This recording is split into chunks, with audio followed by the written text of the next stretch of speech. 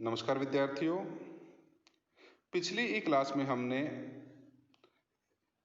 England में हुई औद्योगिक क्रांति के अर्थ व कारणों के बारे में अध्ययन किया था। आज की इस ई क्लास में हम औद्योगिक क्रांति के विभिन्न क्षेत्रों में पड़े प्रभावों अथवा परिणामों के बारे में अध्ययन करेंगे। इन परिणामों को समझने के लिए हम इसको 4 भागों में बांट सकते हैं कि इसके क्या आर्थिक परिणाम हुए, राजनीतिक परिणाम क्या थे, इसने कैसे राजनीति को प्रभावित किया, समाज को प्रभावित किया और वैचारिक क्षेत्र में इसने किन नवीन विचारधाराओं को जन्म दिया। तो आज की इस क्लास में हम औद्योगिक क्रांति के 4 क्षेत्रों आर्थिक, सामाजिक, राजनीतिक व वैचारिक क्षेत्र में पड़े विभिन्न प्रकार के परिणामों का अध्ययन करेंगे और आप खुद समझेंगे कि एक परिणाम दूसरे परिणाम को प्रभावित करता है। इसको रटने की जरूरत नहीं है। यदि आप कॉमन सेंस का यूज करेंगे तो आपको पता चल जाएगा कि एक घटना कैसे दूसरी घटना को प्रभावित करती जाती है। पहला परिणाम है आर्थिक क्षेत्र में उत्पादन में अत्यधिक वृद्धि। जैसा कि हमने इसके अर्थ में भी कहा था कि औद्योगिक जो क्रांति थी वो मुख्य रूप से परंपरागत उत्पादन तकनीक में नवीन प्रौद्योगिकी का उपयोग करके उत्पादन को बढ़ाना था और जैसे ही नई तकनीक का प्रयोग किया गया उत्पादन में असाधारण रूप से वृद्धि हुई। इन औद्योगिक उत्पादनों को आंतरिक और विदेशी बाजारों में पहुंचाने के लिए व्यापारिक गतिविधियां तेज हो गई, जिससे औद्योगिक देश धनी होने लगे तथा इंग्लैंड की अर्थव्यवस्था उद्योग प्रधान हो गई। इससे इंग्लैंड में औद्योगिक पूंजीवाद का जन्म हुआ। जब औद्योगिक पूंजीवाद का जन्म हुआ तो वहां पर औद्योगिक और व्यापारिक निगमों यानी कॉरपोरेशन का भी विस्तार हुआ, क्योंकि अभी इन व्यापारिक निगमों का विस्तार बड़े पैमाने पर हो रहा था तो इनको अत्यधिक पूंजी की आवश्यकता थी। इसलिए इन निगमों ने अपना विस्तार करने के लिए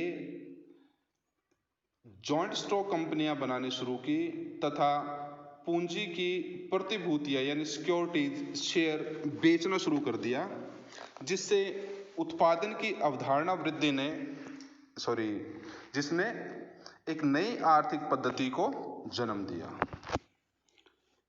तो पहला था उत्पादन में असाधारण वृद्धि और दूसरा है शहरीकरण।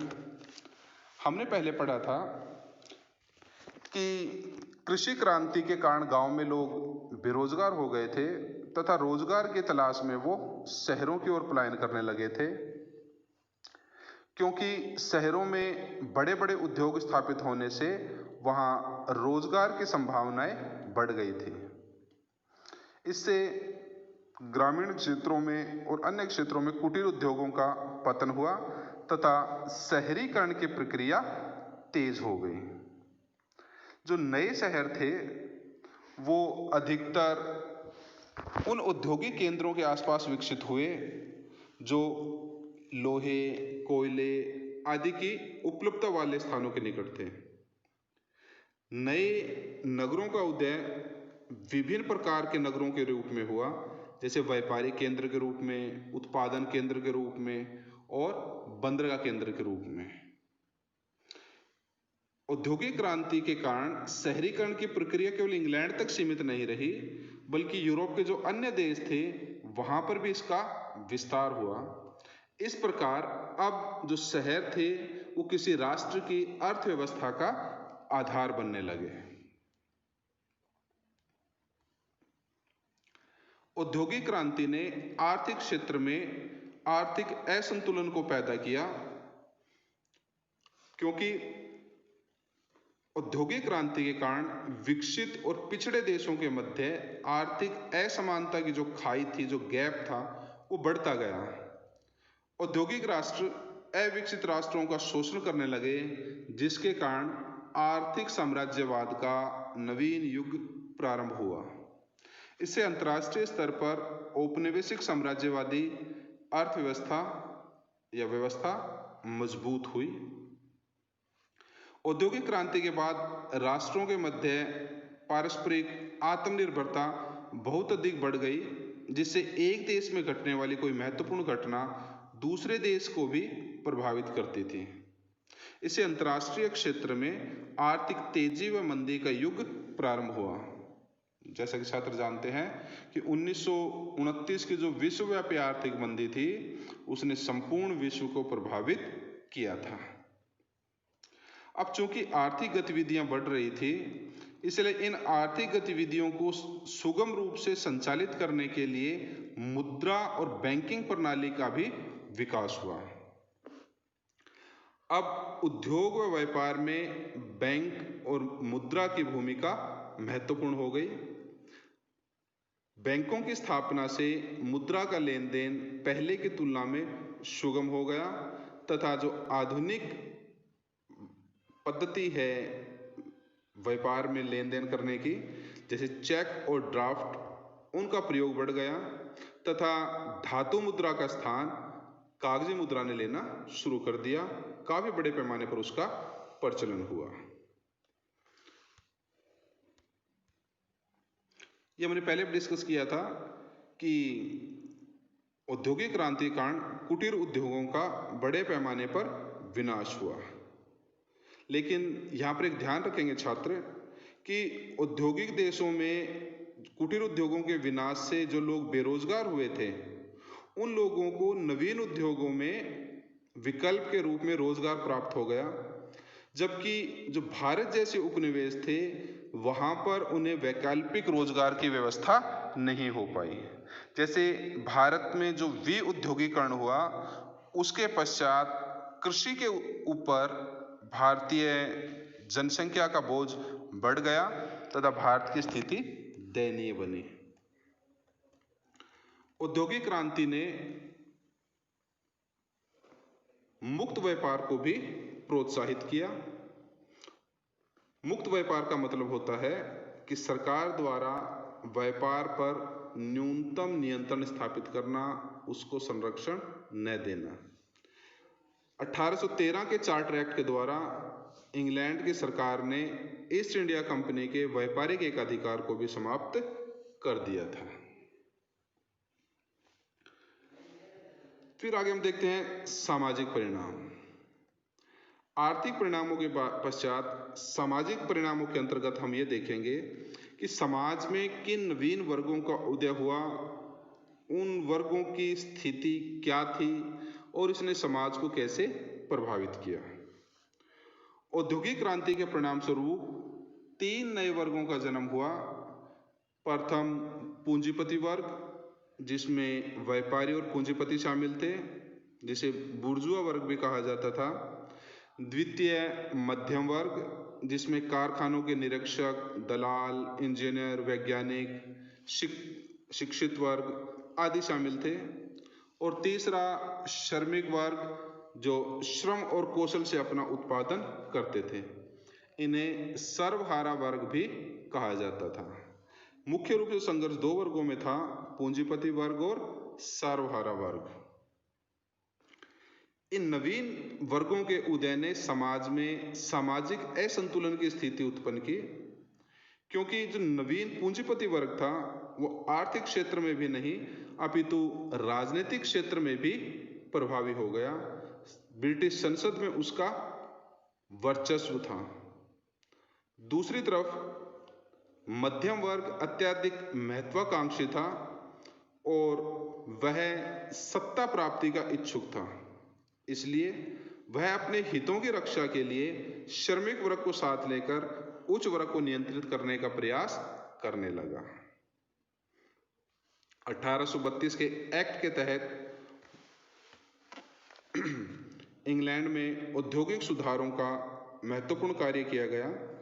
वस्तुतः 19वीं शताब्दी को बुर्जुआ युग के नाम से जाना जाता है। फिर औद्योगिक क्रांति ने मानवीय संबंधों में भी गिरावट आई। अब संयुक्त परिवार प्रणाली को आघात पहुंचा, क्योंकि व्यक्ति को कार्य करने के लिए रोजगार की तलाश में एक स्थान से दूसरे स्थान पर जाना पड़ता था, शहरों में रहना पड़ता था, जिसके कारण संयुक्त परिवार टूटे तथा एकल परिवार को बढ़ावा मिला। इसके कारण यानी औद्योगिक क्रांति के कारण नैतिक मूल्यों में भी गिरावट आई, क्योंकि भौतिक प्रगति से समाज में शराब और जुए का प्रचलन बढ़ गया। प्रेमचंद ने अपने प्रसिद्ध उपन्यास गोदान में इसका बहुत ही सजीव चित्रण किया है। इसके अलावा शहरों में जो बड़े औद्योगिक केंद्र होते थे, वहाँ पर वेश्यावृत्ति फैलने लगी, उपभोक्तावादी प्रवृत्ति को बढ़ावा मिला तथा भ्रष्टाचार व अपराधों में भी बढ़ोतरी हुई। इसके साथ साथ औद्योगिक क्रांति के कारण जनसंख्या में वृद्धि हुई, क्योंकि कृषि क्षेत्र के तकनीकी प्रयोग के कारण जहां खाद्यान्न उत्पादन में वृद्धि हुई, उससे लोगों की भोजन संबंधी आवश्यकताओं की पूर्ति हो गई तथा यातायात के साधनों के विकास के कारण खाद्यान्न को एक स्थान से दूसरे स्थान पर पहुंचाना भी संभव हो गया। इसके अलावा विभिन्न प्रकार की औषधियों के आविष्कार से, प्रयोग से लोगों की औसत जीवन आयु में वृद्धि हुई तथा मृत्यु दर में कमी आई। बाल श्रम, जैसे कि हमने पहले बताया कि जो कारखानों में कार्य करने वाले थे, उनमें श्रमिकों के साथ साथ उनके परिवार के सदस्यों, महिलाओं और बच्चों को भी काम पे लगाया जाता था, जिससे बाल श्रम की समस्या उत्पन्न हुई। और कारखानों में जब महिलाओं को कामगार के रूप में भर्ती किया गया, तो महिलाओं को अत्यधिक शोषण किया गया। उन्हें पुरुषों की तुलना में कम वेतन दिया जाता था।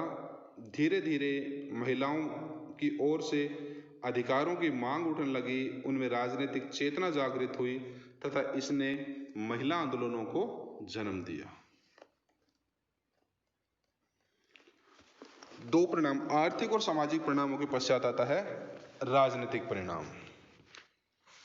औद्योगिक क्रांति के परिणाम स्वरूप लोकतांत्रिक शासन प्रणाली अधिक लोकप्रिय होने लगी, क्योंकि इसमें व्यक्तिगत स्वतंत्रता और राजनीतिक उदारता अन्य शासन प्रणालियों की तुलना में अधिक मिलती थी। नवोदित औद्योगिक पूंजीपति व मध्यम वर्ग राजनीतिक अधिकारों का प्राप्त करने का महत्वाकांक्षी था और यह वर्ग अपनी बौद्धिक और आर्थिक समृद्धि के कारण शासन प्रणाली को प्रभावित करने में भी सक्षम था। 19वीं सदी में इंग्लैंड में अनेक संसदीय सुधार किए गए।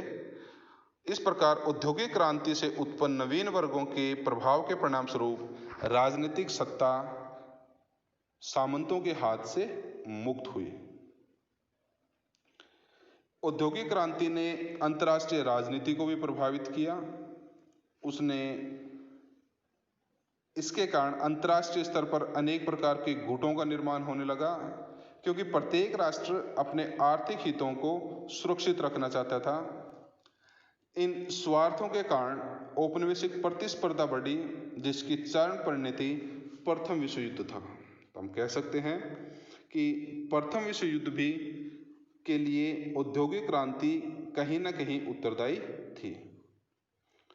फिर श्रमिक आंदोलन, जैसे कि हमने पहले डिस्कस किया कि औद्योगिक क्रांति के कारण जो 3 नवीन वर्ग उत्पन्न हुए थे, उसमें सर्वाधिक संख्या श्रमिक वर्ग की थी और सर्वाधिक शोषण भी इसी वर्ग का होता था।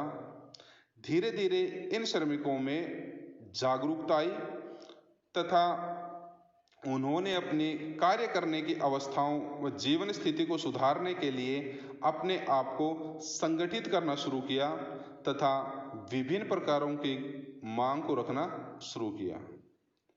श्रमिकों को राजनीतिक अधिकार दिलाने के लिए इंग्लैंड में एक प्रसिद्ध आंदोलन चला था। छात्र उसका नाम याद रखेंगे, चार्टिस्ट आंदोलन। यद्यपि यह आंदोलन सफल नहीं हुआ, परंतु इसने श्रमिकों को राजनीतिक रूप से जागृत करने में महत्वपूर्ण भूमिका निभाई। इसके अलावा 1825 में इंग्लैंड के जो श्रमिक संघ थे, ट्रेड यूनियंस, उनको सरकार की तरफ से औपचारिक मान्यता भी दी जाने लगी। श्रमिकों में बढ़ती इस राजनीतिक जागरूकता के कारण श्रमिक चुनाव में भाग लेने लगे तथा जो चुनाव प्रणाली थी उसको बहुत अधिक प्रभावित करने लगे। आखिर में आता है वैचारिक परिणाम। औद्योगिक क्रांति ने अहस्तक्षेप अथवा मुक्त व्यापार की विचारधारा को बढ़ावा दिया। इस विचारधारा के प्रमुख समर्थक एडम स्मिथ थे, जिन्हें अर्थशास्त्र का पिता भी कहा जाता है, और उनकी एक प्रसिद्ध पुस्तक है द वेल्थ ऑफ नेशंस, वो याद रखनी है। उनके द्वारा मुक्त व्यापार की विचारधारा का अत्यधिक प्रचार प्रसार किया गया। इस विचारधारा में औद्योगिक और आर्थिक क्षेत्र में सरकार के हस्तक्षेप को न्यूनतम करने पर जोर दिया गया। यह विचारधारा चाहती थी कि सरकार केवल पुलिस की तरह संपत्ति की रक्षा करने और कानून का पालन करने का कार्य करवाए, और नवोदित जो पूंजीपति वर्ग था उसमें इस विचारधारा का बहुत प्रसार हुआ, क्योंकि वो अपने आर्थिक मामलों में किसी प्रकार का सरकारी हस्तक्षेप नहीं चाहता था। एक तरफ जहां पूंजीपति मुक्त व्यापार की विचारधारा के समर्थक थे, वहीं श्रमिकों में धीरे धीरे समाजवादी विचारधारा प्रसिद्ध होती जा रही थी। मजदूरों की दशा सुधारने के लिए विचारकों ने जिस नवीन विचारधारा का प्रतिपादन किया उसे समाजवादी विचारधारा कहा जाता है। इस विचारधारा के अनुसार उत्पादन के साधनों पर किसी एक व्यक्ति का नहीं अपितु पूरे समाज का अधिकार होना चाहिए।